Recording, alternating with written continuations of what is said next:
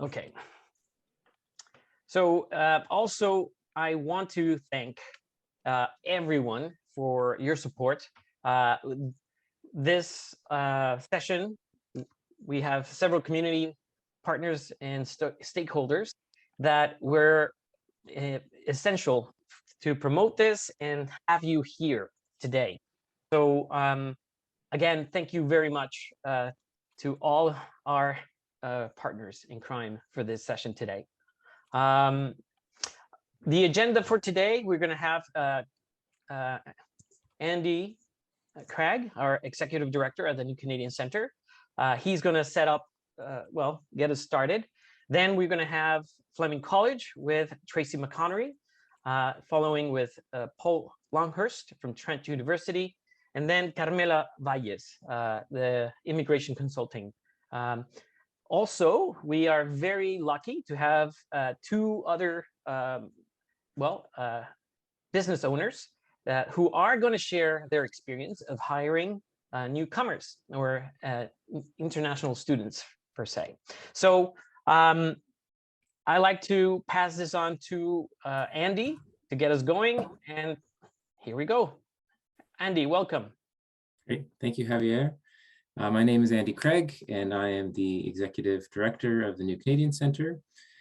To start off, a little bit about the Peterborough Immigration Partnership, which has existed since 2008, and since then has brought together a partnership of more than 90 organizations and individuals committed to the importance of immigration for the economic, social, and cultural well-being of our community. The Peterborough Immigration Partnership's community plan and working groups actively seek to coordinate all of our efforts to address challenges facing newcomers in our community and to pursue shared opportunities and projects. If you'd like to learn more, you can see the link on the slide there, and I encourage you to visit our website. At the New Canadian Centre, we work to empower immigrants, refugees, and other newcomers, and to help our community become more welcoming and more inclusive for everyone. Every year at the New Canadian Centre, we serve over 1,000 clients coming from 100 different countries, and we help to connect established residents to newcomers for everyone's mutual benefit. Peterborough and our region needs to be a place that can attract and retain new residents as our population gets older.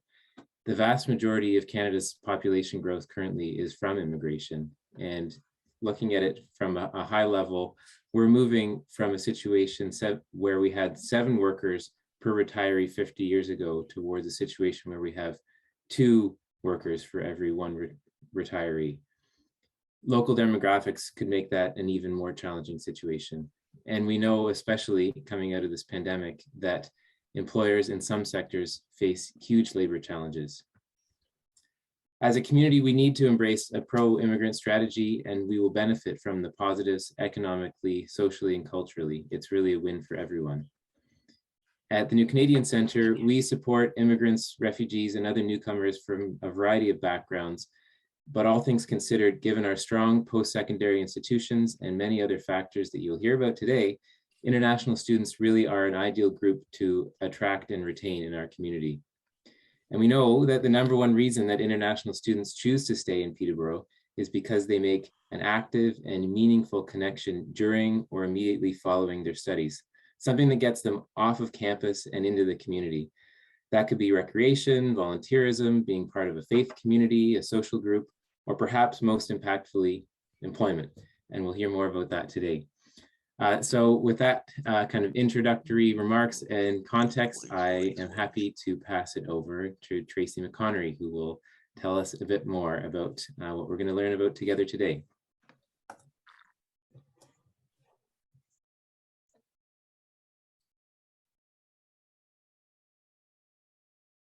Tracy? I'm sorry, I was on mute.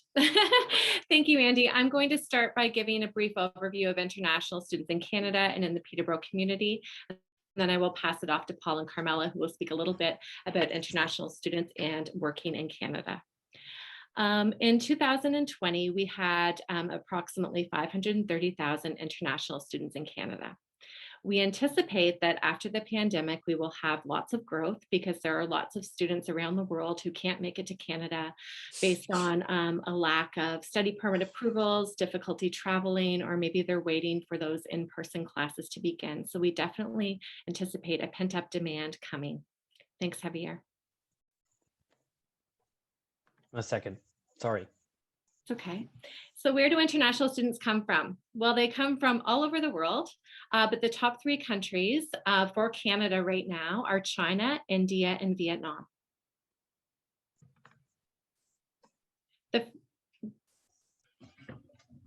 Is that I skipped anything? I think you just skipped the one slide, Javier. That's okay. So there are, between 2010 and 2020, we saw a 135% increase in international students in Canada. Next.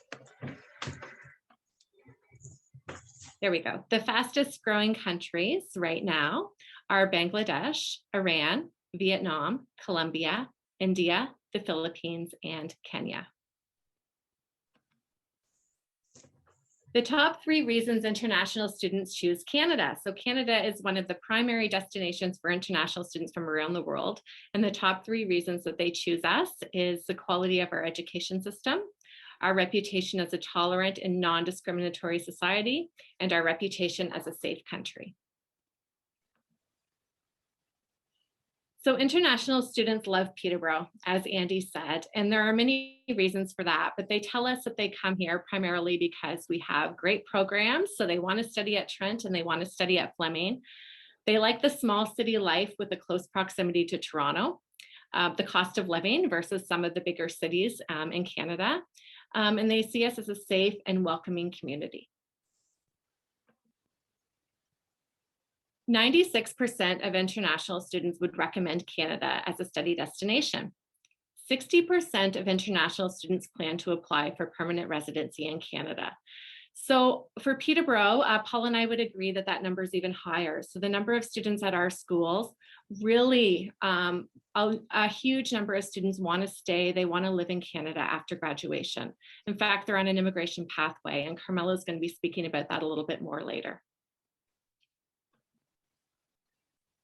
So if we speak of Peterborough's international student population, for Fleming College, pre-pandemic, we had approximately 2,000 international students. Of course, that number has gone down due to the pandemic, but we do anticipate it to go back up once we do get through the pandemic. The majority of our students are at our Sutherland campus in Peterborough, but we do have students at our Frost campus in Lindsay and at our Halliburton campus. We have students from 35 different countries, and for Fleming, the top countries are India, Vietnam, the Philippines, and South Korea. International students are in a variety of programs at Fleming, but the top programs currently are wireless information networking, project management, global business management, and international business management. Paul, do you want to speak about Trent? Happily. Thanks so much, Tracy. Good morning, everyone. So Trent's population is about 1,200 international students presently and growing. We have 85 different countries represented, and they're studying all levels of post-secondary education, from English as a second language, undergraduate, master's, PhD, and the postgrad certificate programs are increasingly popular as well. Our top countries, India, China, Nigeria, Bangladesh, and Vietnam. But as I mentioned, the world is truly found on our campuses. And our top programs are business admin, computing and information systems, our Masters of Management program, data analytics, and environmental science. I'll turn it back to you, Tracy, for a moment. Thank you, Paul. So international students are big contributors to our economy. Locally, in 2018, they contributed approximately $114 million. And nationally, that number was approximately $22.3 billion, including $3.7 billion in tax revenue.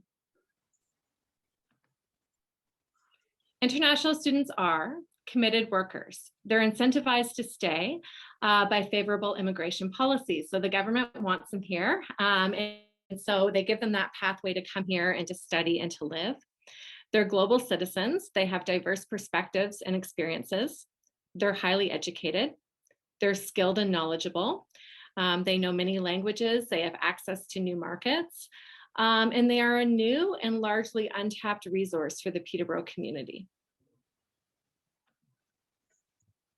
After graduation, we hear this so much from international students that they love Peterborough and they want to stay, but it's difficult to find employment, difficult to find that permanent employment to help them get their permanent residency. They often need to leave Peterborough to get the work experience necessary for that permanent residency. What if we were able to retain these customers, employees, and entrepreneurs in the Peterborough community? So that's what we ask you today, and I will turn it over to Paul. Thanks again, Tracy.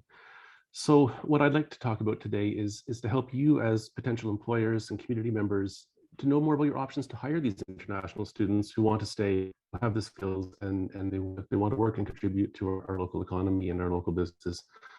So in my role as Global Engagement Manager at Trent University, I meet with a lot of potential employers and community members, and these are some of the questions that I get all the time about why people are uncertain about their options to hire international students.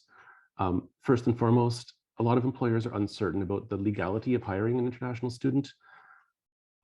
There's an impression that international students will leave town as soon as they graduate to greener pastures, so to speak, but that's not the case that we found in working with our students.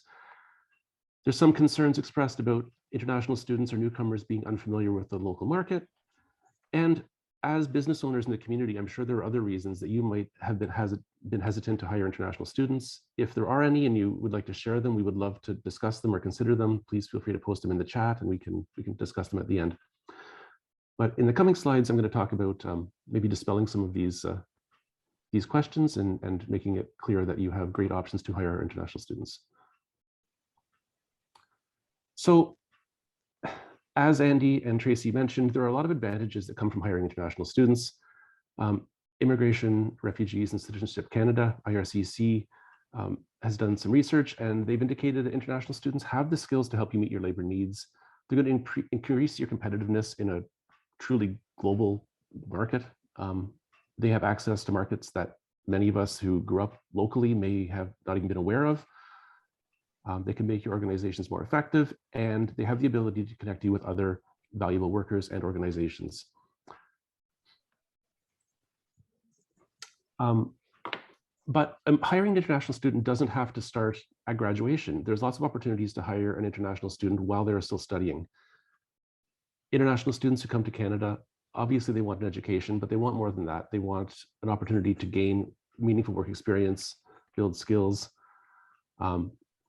Obviously, working while studying helps them offset some of the costs of living and their education expenses, as well as the opportunity to make professional and personal connections with Canadians is a real priority for international students. Anyone that's traveled internationally and spent some time in other countries knows that making these relationships with people that are from that culture, that context, that country, goes great lengths to make you feel like you really belong somewhere and to build that network.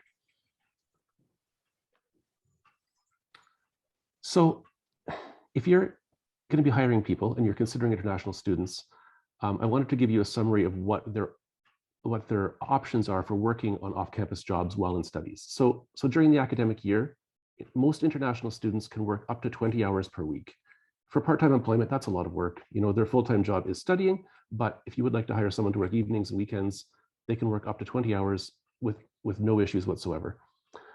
On our scheduled breaks, which in most programs would be the summer term, the holiday break, Christmas and New Year's, our reading weeks, there's no limit to the working hours for off-campus work. So you could hire a student full-time in the summer. Many of our students choose to work full-time in the summer to accrue some funds to pay for their coming year. In terms of who is eligible to work, most international students are, if they're seeking a degree or a certificate. So basically, if they're most Fleming or Trent students, they are eligible to work while they're studying. Their study permit is their document that gives them their temporary resident status in Canada, and it will note their conditions to work. Just like any Canadian employee, they will have a social insurance number. You'll deduct taxes, you'll give them a T4, the same way you would any other employer or employee. And there's a few small groups who aren't eligible to work. Those would be international students who are studying at the primary or secondary level. those in our English as second language programs, or some students who are here on short-term studies without a study permit, like an exchange student. But those are the minority. The vast majority of our students are able to work while they're here in Canada.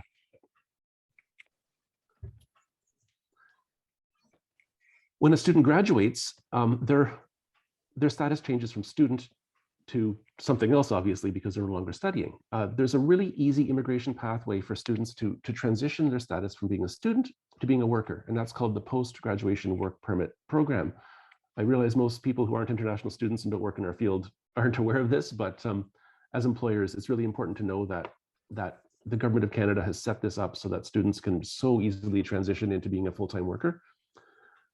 Essentially, when they graduate, when their degree is conferred or they get their final confirmation of graduation, Trent and Fleming's immigration advisors can assist them to change their status from a student to a worker.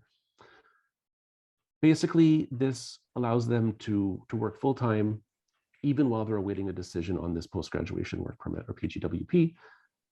Their social insurance number is going to remain valid, and as long as a student who applies for a job proves that they've applied for the post-grad work permit, you can hire them essentially, the day they finish their degree and they apply for their postgrad work permit. In terms of these documents, the validity, the duration of them is based on the length of their academic program to a maximum of 3 years. Typically for a university grad, they're going to get a 3-year postgrad work permit. A college grad, typically a 2-year work permit. Students who study a shorter program may have a shorter one, but they'll disclose that to you when you offer them the position. It's an open work permit, which means it's valid for any job, essentially anywhere in Canada. It doesn't have to be in a specific field. It doesn't have to be in their program of study. It can be any job that's available.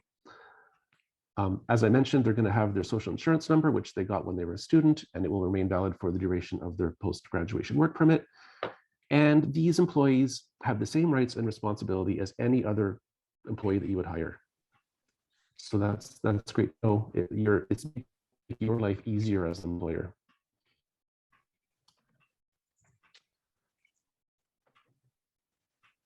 As I mentioned, a lot of students want to stay in Canada, 60% from research, anecdotally more than that.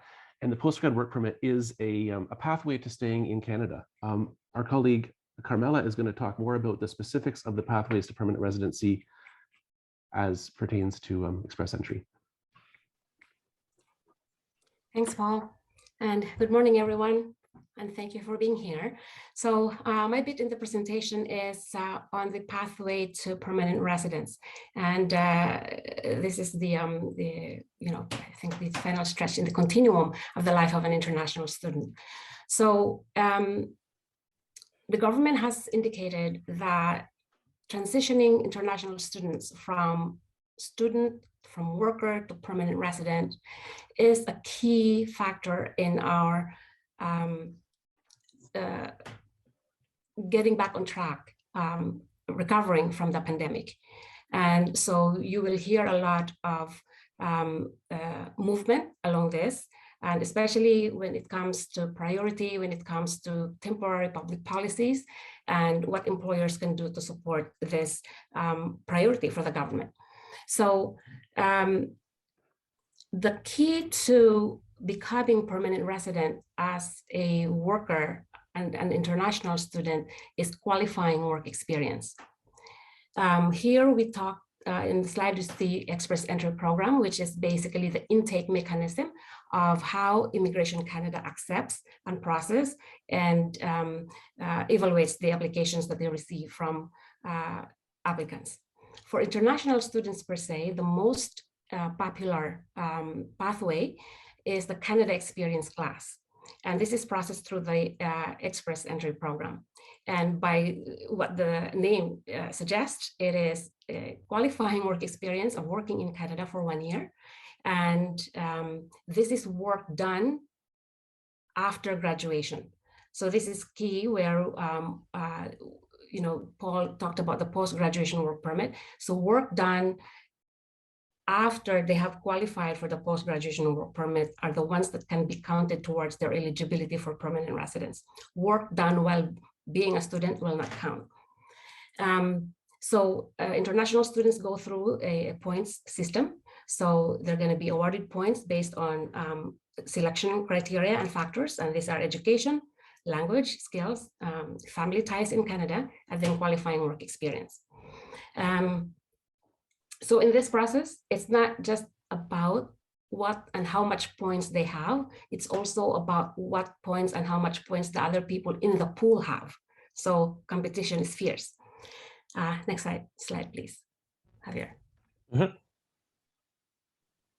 Okay, so the qualifying work experience. So they have already established education, they have their age, they have their language levels, but the ones that they tend to more of is accumulating this qualifying work experience, which is 1560 hours, which translates to 30 hours per week if they work 52 weeks in the year. So if you hire them at 30 hours per week for 52 weeks, they will be able to meet that 1560 hours. Or they will be able to do less than 30 hours per week, but then just take longer than 1 year to accumulate the 1560 hours. That's also okay. Now, the other piece to this is the qualifying work experience according to the National Occupation Code. So I'm assuming that some of you are familiar with and have seen this. So O, A, and B, managerial, professional, and the technical, skilled trades and other technical occupations. And we'll talk more about that, I think, in the next slide.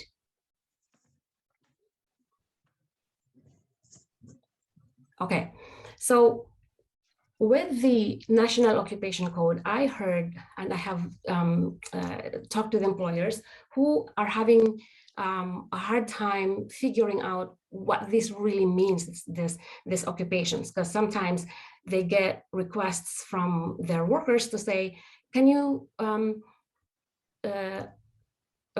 make me a manager? Because that's the position that will qualify me for permanent resident application. Can you add these duties to me, to my role, so that I can qualify? So as far as Immigration Canada goes, I think the main one of the things that we can look at to demystify this whole eligibility on the National Occupation Code is to not be bogged down with what the position is called. Immigration Canada really doesn't care too much about what the title is of the job. They really want to look at the duties of the job. So, for example, if in a food service industry, there is an occupation that is a restaurant manager, and of course that means quite a bit more than maybe in terms of pay, in terms of duties, in terms of, and if you have someone who just started a job, you cannot make them a restaurant manager. But if there is a position that would have duties that would speak to a food service supervisor, for example, where, it's not the manager, but a team lead or an assistant manager or a manager in training, those are the things, but the duties are there for another National Occupation Code number that is still a NOC B, then that will work.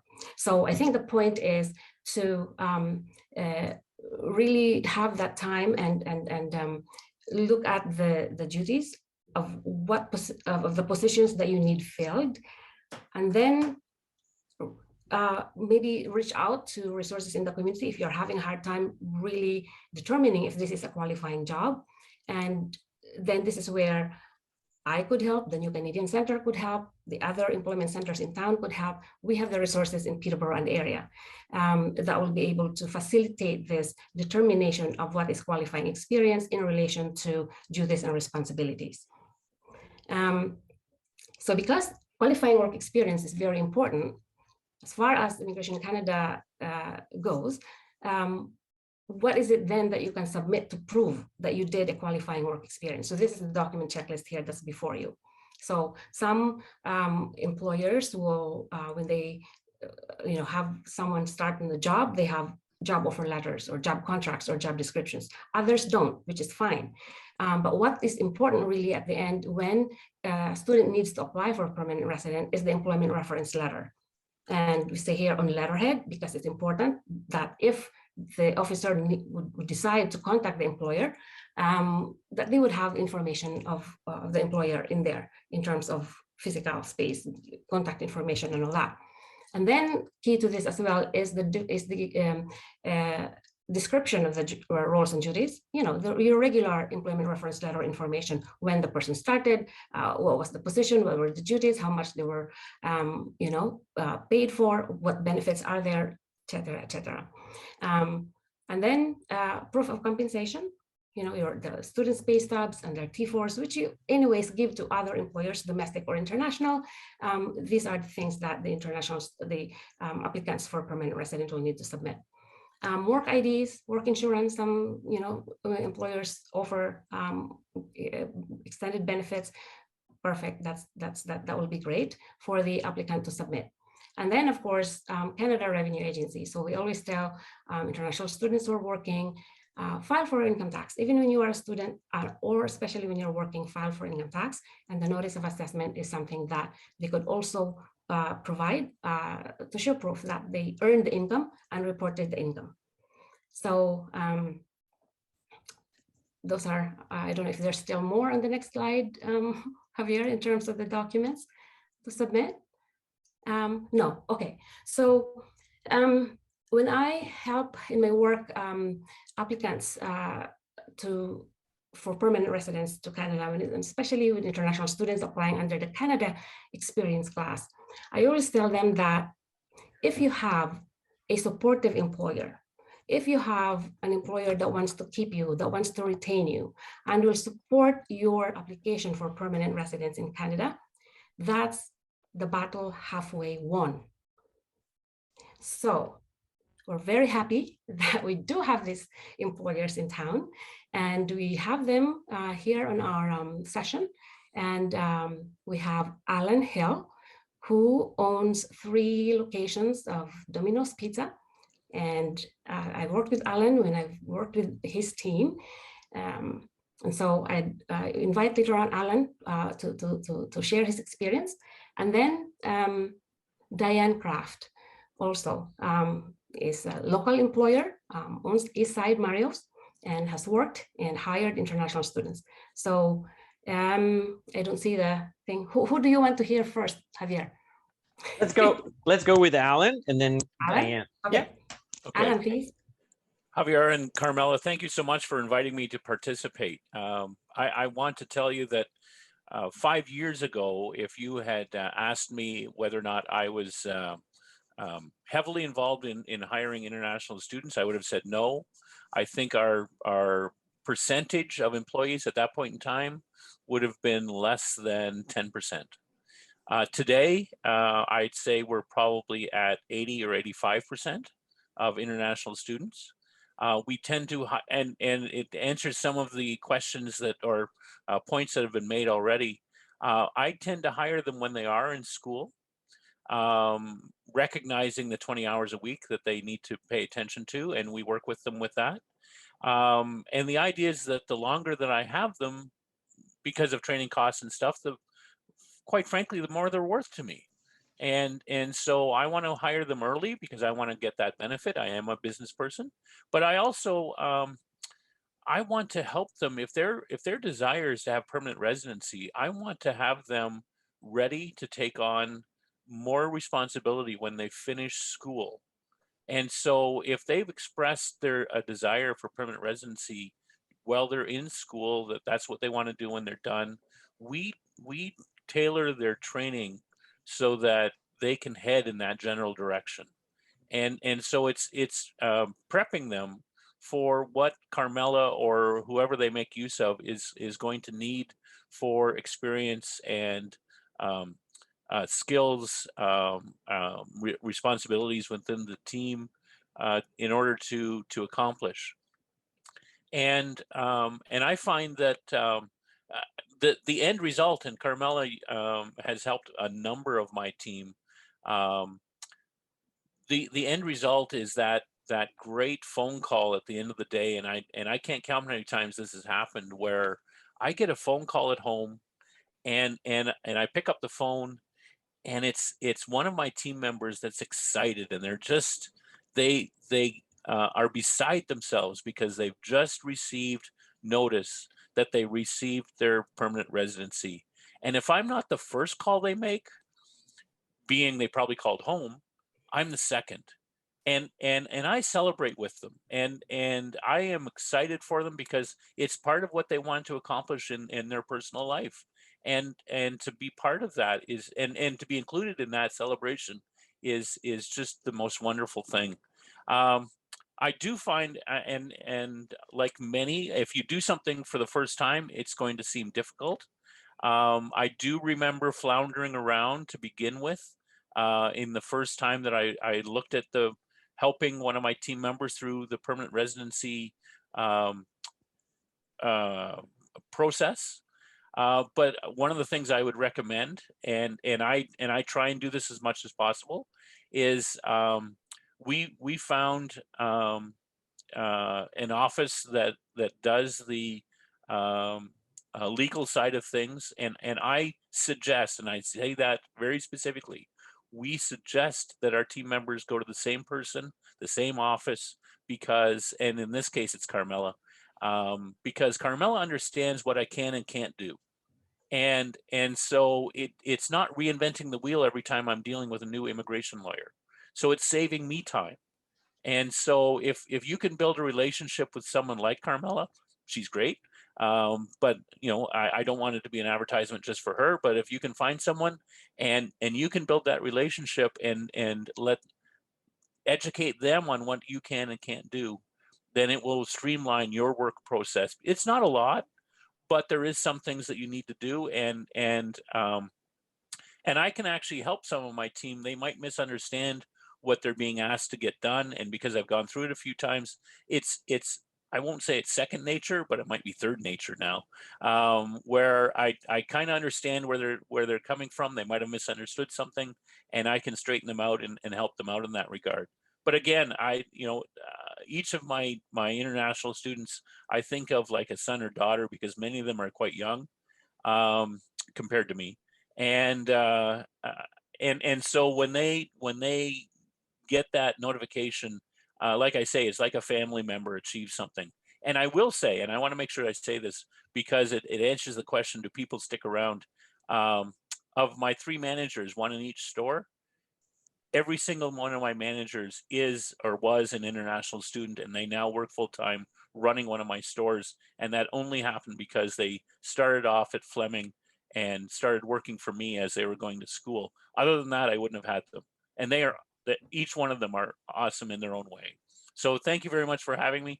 And if there's any questions, I'd be more than happy to answer them whenever the time is appropriate. Alan, thank you so much for sharing this. This is great information. We will move into the questions after Diane's, what she has to share. And there are questions in the chat, so I'm sure we will have time for that. So thank you again, Alan. And Diane, now you're next. Hello, good morning, everybody. Thank you so much for including me in this conference call. I'm going to echo a lot of the things that Alan pointed out there as far as his experience with international students. We have started hiring international students about 5 or 6 years ago, and I'm just absolutely thrilled to include them as part of our Eastside Mario family. We were really lucky to tap into a very rich vein of talent through the Fleming College culinary program. So we hired one person who recommended another person who recommended another person, and typically they were in the culinary program, and so are back of house people. But we've gone from a workforce that is, the restaurant industry, it's for a lot of people, it's a temporary job while on their way to doing other careers, but we're really lucky to be able to get people that have come to Canada to study culinary and are really interested in learning our systems. And as Alan can, I'm sure, verify, there's a lot of complications to running a restaurant and rules to be followed. So there are a lot of people that are really dedicated to learning those systems and to maintaining the standards that we have. Same thing that Alan said, we have people that are in school, so we work with them for the 20 hours a week and then more full-time in the summer as their time allows. And we also now have a lot of people that are working for us that have finished their school and are on their way to hopefully getting their PR. I haven't had that call yet of somebody getting it, but I'm hoping that soon that will be happening. My experience with the international students is they're extremely dedicated, extremely hardworking, and very driven. I think anybody who is able to come to another country to forge a new life for themselves is going to make a very dedicated and consistent and very happy and loyal worker. We've really noticed this in the last couple of years with COVID, and particularly the last year, really affecting the ability of restaurants to hire and maintain staff. The international students have been a huge help for us personally here in Peterborough to help combat that. I know a lot of my other franchisees that I talked to in the system and some of our sister restaurants have even had so much trouble hiring that they haven't been able to open their restaurants 7 days a week. They've had to be closing early. We have found that with our international students, because they are so committed to whether they're going for their PR or here just to get some life experience, they're still committed to working, they still want to work. And that's really helped us out through a lot of, helped us not experience what a lot of other restaurants are experiencing within our chain and through town, even here you can see. So it's just been nothing but just a fantastic experience with having international students. The other great thing is it's very personally satisfying. It's really fun to, I think whether you're born here or you've adopted Canada as your home, and Peterborough in particular is a really fantastic place to live. You throw a stone in any direction, you're hitting a river or a lake, or you're hitting some green space. And it's a really, as we know from how many people are coming here from the GTA to take advantage of our nature and beauty here. It's a fantastic place to live. So it's really nice to be part of that, of the journey of someone who's coming here, and you're able to welcome them in, give them the 20 hours a week in the beginning, and then support them as they're getting their 1,500 hours afterwards, and be able to say, yeah, come on, you need a dentist? Yeah, here, go to my dentist here. She's really great. You need, no, you can get OHIP. You go to the hospital if you're sick, or go to the, this clinic or what have you. So it's really very personally satisfying to be part of someone's life or someone's journey as they're making Canada their home. So I've had nothing but good experience, and it's been a huge contribution to our business. Diane, thank you so much. Thank you so much for sharing. In terms of time and minding the time, we have 17 minutes of Q&A, and we do have some questions in the chat.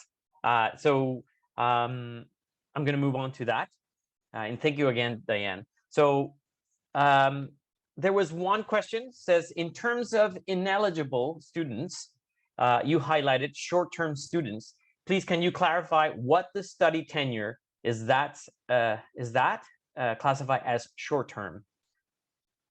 Who would like to take that? I can answer that, Javier, because I think I mentioned the short-term studies, and I put an answer in the chat. But essentially, a short-term student who can't work is typically a student who comes for a study that's 6 months or less in duration. These are usually visiting exchange students who come from another university in another country just for a short time. Anyone that's here to get a degree or a certificate is here as a not short-term student, a normal student. Okay, perfect. Thank you, Paul. There's another question here. It says, how about contractual services? Smaller companies prefer to retain services of an independent contractor / company as opposed to an employee per se. Will this be beneficial to the student for QWE. I don't know what. That's the qualifying work experience. Okay, perfect. Thank you, Carmela. Okay, I think this is from Marcelo. Yes. So typically, self-employment is not considered qualifying work experience. So this is why students prefer to be employed and be T4'd and be given that type of remuneration. That said, there are specific or some, especially high-end type of skills where students are quite creative or where they cannot find an employer, so they create their own businesses and register that business and get contracts that way. And then they would like to use that for qualifying for permanent residence.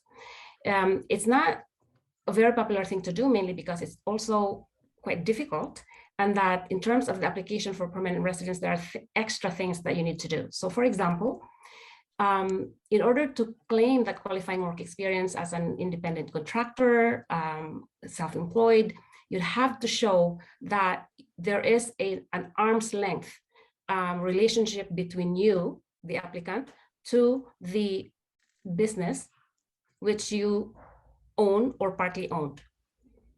So it will require quite a bit more work and organizing and putting your business case for the application that this is indeed a qualifying work experience per the definition of Immigration Canada of what that is. But generally speaking, self-employment is not qualified work experience. Okay. Thank you, Carmela. I have another question here, and I think it also goes directly to you, Carmela. The question is from Margaret Jakowski. In order to receive permanent residency, is managerial experience required for international students? And I think is also she referring to the NOC. Yes. Not necessarily. No. If I am to take that word manager literally and what people would assume that would be. So I would always take it position by position case. So for example, you have an entry level, again, at a store, say a retail store, for example, because Alan and Diane already talked about the food service industry, at a retail store, for example. And this person started as a general entry level staff, doing cashier, doing stocking, shelving, sweeping the floor, whatever, general type of work. Will that be a qualifying work? No. But when that person moves up a little bit in terms of their duties, but not necessarily maybe even the salary or the rate of pay, but when you add on duties to that person like inventory, having a say or working with the manager in terms of purchasing and stock reports, making suggestions in terms of improvements in the specific area that they're working on. Maybe they are in the clothes department, they're in the grocery department, whatever.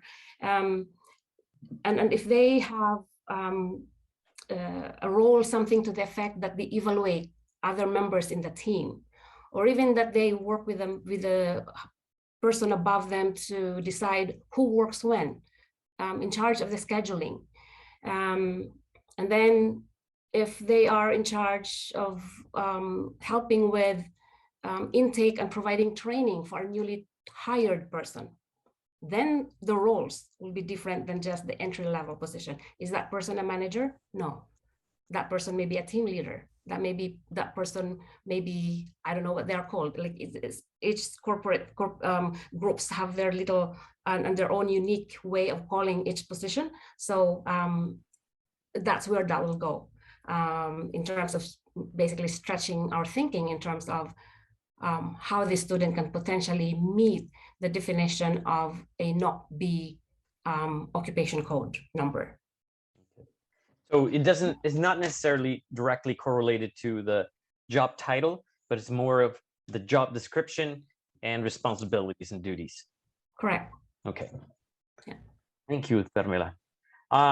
Next question. It says, consider that a master's student is there for less time and is not as young as the chances. Are the chances the same? Are graduate students at a disadvantage when applying for a job? Who would like to take that one? I think I can speak to that because I work with a lot of graduate students, and Carmela may have some thoughts as well. I wouldn't say that a master's student is disadvantaged at all. I mean, they will spend less time in Canada. However, they'll still be eligible for the maximum length of a post-graduation work permit. So even if their program is 16 months or 2 years, they'll still get a 3-year work permit because there's a special accommodation for a master's student. And they may have a little bit less Canadian experience as a student, but they have a higher level of education. So there's a bit of a trade-off in terms of what they're qualified for in terms of work.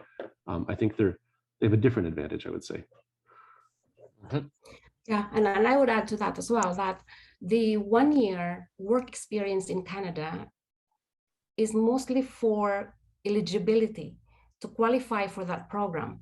But when it comes to comprehensive ranking system points, everything is taken in Canada experience, work experience, and outside Canada work experience. So in this particular case of a master's student, maybe less time in Canada, less time work experience in Canada, but if they have work experience before coming to study in Canada, those number of years would also be accounted for under the foreign work experience criteria. And their number of years in education would also be taken into account. So it's always like the yin and the yang. I see this in a very way in terms of young applicants where they would get the maximum points for age, between 22 and 44, or no, 34, I can't remember, but 110 points. But when it comes to education points, where they finish, for example, a 2-year diploma at Fleming, straight out of high school, then that's, lesser points compared to someone who has finished a degree back home and then come to Fleming and finish a 2-year post-grad diploma, or if someone finished a university degree from Trent University. So from finishing the equivalent of high school, Canadian high school, to finishing a post-grad certificate or degree, that's the continuum of how much points you can get. And a lot of our international students may be here only for 1 year or 2, but they've had something else already on their back in terms of their education, and that will be taken accounted for as well. As a postgraduate student, they're studying, and at the same time they're working. That adds up to their Canadian experience. Yes, work experience. Yeah, okay. I mean, in the those that are doing teaching assistantship, for example, and research assistantship. I mean, I think the key information there is to make sure that that is considered work, as in T4 salaried work. I've come across of situations where Immigration Canada thought that that was not work because that was part of a grant, that was part of their curriculum, that was part of their scholarship or something like that, and that they were teaching. Okay, I have another question here, and it says several nonprofit organizations rely on employment grants. We, for example, rely on the Canada Summer Job Program to hire students and individuals under 30 for several summer positions with our organization. By the way, this is the Fourth Line Theater. One of the eligibility requirements for employees under the program is that the individual must be a Canadian citizen, permanent resident, or person to whom refugee protection has been conferred under the Immigration and Refugee Protection Act. Are there government funding programs that would support nonprofits, NFPs, in hiring international students who do not fit in this box? That's a good question. And I think she nailed it right there. But who wants to take that one? I think I can speak to that unless anyone else wants to. You're right that the Canada Summer Jobs Program and a lot of the other federally funded or provincially funded employment programs are narrowly limited towards Canadian citizens or those other people who fit those criteria. It's unfortunate because it is a disadvantage for international students, and there aren't a lot of parallel programs, or even any that I'm aware of, which give that equivalent funding for an international student.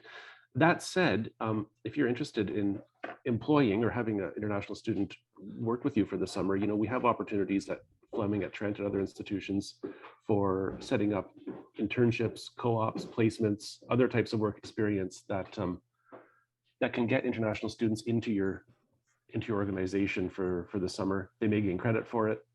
Occasionally, there's some job subsidy to pay for part of their wage, and those policies and programs are offered internally through the institution and not through the government. But I totally invite you to contact me if you're interested in Trent's internship and co-op opportunities, and I can connect you with the people who may be able to facilitate that. Okay, so I have another question for Carmela. It says, and this is from Jun Huck. Can you explain bridging when PR is still not received after 6 months? I don't quite understand that one, but I guess you do. Yeah, well, yeah. So Jan is talking about the bridging open work permit. And this is another type of work permit that is given to those that have submitted an application for permanent residence, but have not received the final decision of that application, and their current work permit is expiring in 4 months or less. So basically, this is an opportunity for them to apply for this bridging work permit to tie them over until Immigration Canada is done with their application. Okay. Yeah. So you have to have first applied for permanent residence, and then there's only 4 months or less left in your current work permit. You have applied, but you still have 1 year on your work permit. You cannot apply for the bridging open work permit. Okay. You have to wait for when you only have 4 months or less. Just keeping time in mind, and something very important that I need to mention is that you will have a, in your inbox, you will have an email that with a link to a survey. And we want to learn from this experience. Thank you very much, everyone, for coming.